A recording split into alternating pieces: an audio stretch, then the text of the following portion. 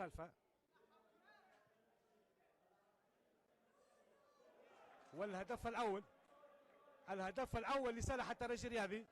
تتنفذ المخالفة والهدف الأول لصالح الترجي. ننتظر الإعادة والترجي الرياضي يفتتح النتيجة هنا في ملعب تطاوين من مخالفة. هذه الإعادة تتنفذ المخالفة.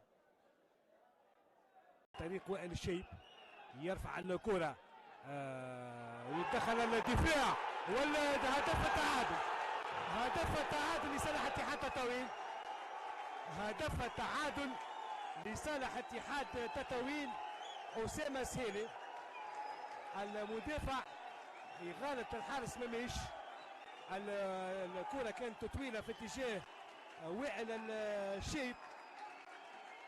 على كل هدف التعادل